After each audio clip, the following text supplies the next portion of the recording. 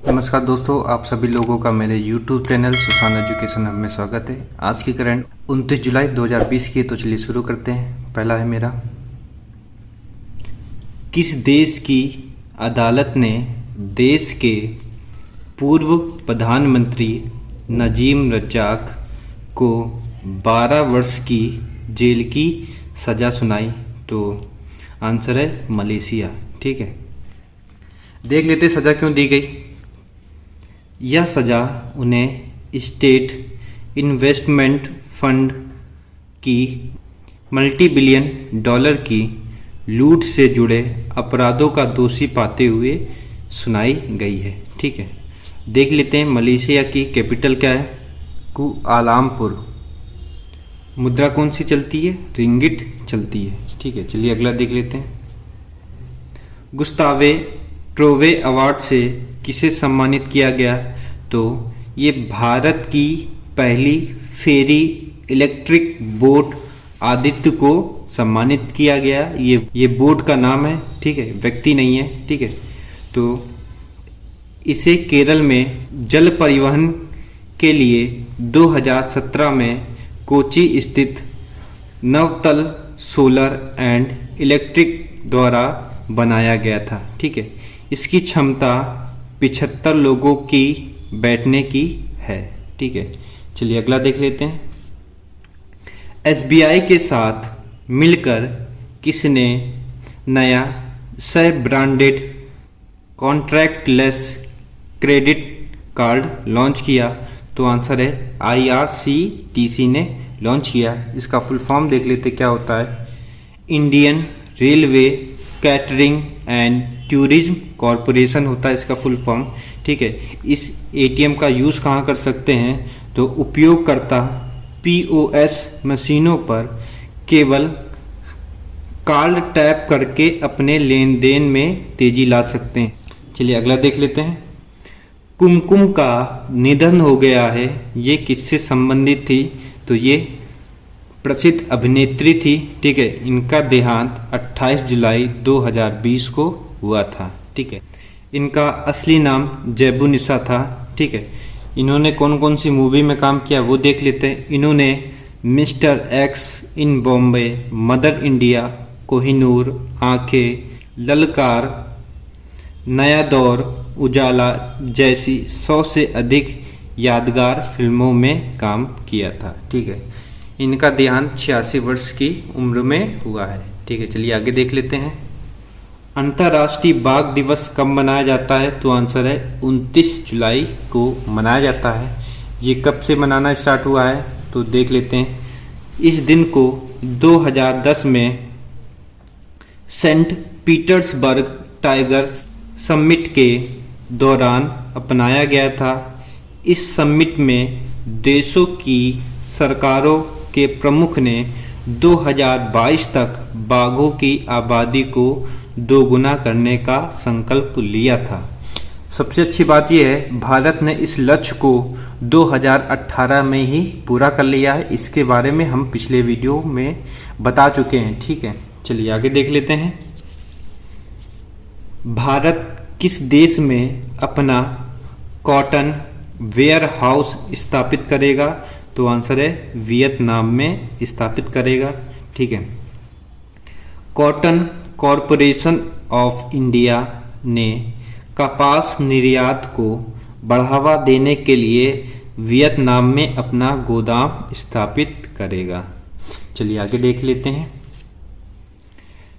कौन ट्यूनेशिया का नए प्रधानमंत्री बने? तो हिचेम माचीची वहाँ के नए प्रधानमंत्री बने हैं। पहले कौन थे? एलिस फकफक थे, जिन्होंने अपना त्यागपत्र दे दिया था। इसके बाद कौन नियुक्त किए गए? हिचेम माचीची को नियुक्त किया गया है। चलिए आगे देख लेते हैं। दुनिया का सबसे बड़ा सौर ऊर्जा संयंत्र कहाँ स्थापित किया जाएगा? तो आंसर है अबू धाबी। ये किस देश में? UAE में है। चलिए आगे देख लेते हैं। किसे भारतीय नौसेना अकादमी का नया कमांडेंट नियुक्त किया गया है? तो vice admiral MA Hampiholi को नियुक्त किया गया है। ठीक है, चलिए अगला है मेरा, किस शहर के चौराहे का नाम लालजी टंडन के नाम पर रखा गया है? तो आंसर है लखनऊ। ठीक है, लालजी टंडन कौन थे? ये पूर्व राज्यपाल थे। कहाँ के थे? मध्य प्रदेश के थे। इनका हाल ही में देहांत हुआ है। ठीक है, उनकी याद के लिए चौराहे का नाम लालजी टंडन रखा गया। ये है किस शहर में है? लखनऊ शहर में है। चलिए अगला देख लेते हैं, किस देश ने टिकटॉक के इस्तेमाल पर 5 महिलाओं को 2 साल की सजा सुनाई है? तो आंसर है मिस्र। ठीक है, चलिए आगे देख लेते हैं, भारतीय क्रिकेट टीम के कप्तान विराट कोहली इंस्टाग्राम पर कितने करोड़ फॉलोवर्स वाले पहले भारतीय बन गए हैं? तो आंसर है 7 करोड़। ठीक है, ये विश्व के चौथे सबसे अधिक फॉलोवर्स बन गए हैं। ठीक है, चलिए अगला देख लेते हैं, FMCG कंपनी ITC ने किस मसाला कंपनी का 2150 करोड़ रुपए में अधिग्रहण किया? तो है सनराइज फूड मसाला कंपनी को अधिग्रहण कर लिया है।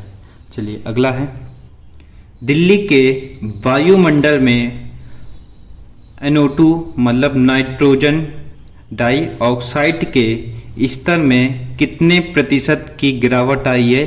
तो आंसर है 70% की गिरावट आई है। अच्छा, ये होता क्या है? NO2 जो है अमोनिया के साथ मिलकर ओजोन परत को नुकसान पहुंचाता है, जिसकी वजह से कैंसर और सांस जैसी बीमारियां को बढ़ावा मिलता है। चलिए अगला देख लेते हैं, ADB एशियन डेवलपमेंट बैंक ने अपना एशिया प्रशांत आपदा मोचन कोष ने भारत को कितने अमेरिकी डॉलर के अनुदान की मंजूरी दी है? तो आंसर है 30 लाख अमेरिकी डॉलर। ठीक है, इनको कहाँ पे इन्वेस्ट किया जाएगा? कोरोना के इलाज में इन्वेस्ट किया जाएगा, जिससे लोगों को इलाज अच्छा मिल सके। चलिए अगला है, नई शिक्षा नीति को मंजूरी मानव संसाधन मंत्रालय को अब किस मंत्रालय के नाम से जाना जाएगा? तो आंसर है शिक्षा मंत्रालय के नाम से जाना जाएगा। ठीक है, इस समिति को बनाया किसने है ये जान लेते हैं। तो इसरो के पूर्व अध्यक्ष के कस्तूरी रंगन की अगुवाई में इस समिति का गठन हुआ था। ठीक है, ये नाम आप याद रखिएगा, इम्पोर्टेंट है। नई शिक्षा नीति आई क्या है उसके बारे में जान लेते हैं। 5वीं तक पढ़ाई के लिए होम लैंग्वेज या मातृभाषा या स्थानीय भाषा माध्यम होगा। ठीक है, शिक्षा का 6ठी कक्षा के बाद ही वोकेशनल एजुकेशन की शुरुआत होगी। अच्छा, जान लेते हैं वोकेशनल एजुकेशन होता क्या है। इसके तहत क्या होगा, कक्षा 6 के बाद ही बच्चों के अंदर एक स्किल डेवलप करने की शुरुआत कर दी जाएगी, जिससे बच्चा जो है आगे चल के आत्मनिर्भर बन सके। चलिए अगला देख लेते हैं, नई शिक्षा नीति में एमफिल कोर्सेज को खत्म किया जाएगा। ठीक है, अगला है, सभी सरकारी और निजी उच्च शिक्षण संस्थानों के लिए एक तरह के मापदंड होंगे। मतलब जो सरकारी होंगे प्राइवेट होंगे, उनका जो मापदंड होगा दोनों का सेम होगा। ठीक है, चलिए अगला है, वर्ष 2035 तक उच्च शिक्षा के क्षेत्र में सकल नामांकन दर को 50% के लक्ष्य तक पहुंचाना है। ठीक है, एक मानक निर्धारक निकाय के रूप में नया राष्ट्रीय आकलन केंद्र परख स्थापित की जाएगी। ठीक है, इसका नाम याद रखिएगा, परख। ठीक है, विश्वविद्यालयों और उच्च शिक्षण संस्थानों में प्रवेश के लिए संयुक्त प्रवेश परीक्षा होंगे। ठीक है, चलिए अगला देख लेते हैं, बुकर पुरस्कार 2020 में 13 लेखकों में किस भारतवंशी लेखिका को भी शामिल किया गया है? तो आंसर है अवनी दोषी को शामिल किया गया, जिसके लिए इनको सम्मानित किया गया। उस उपन्यास का नाम क्या है?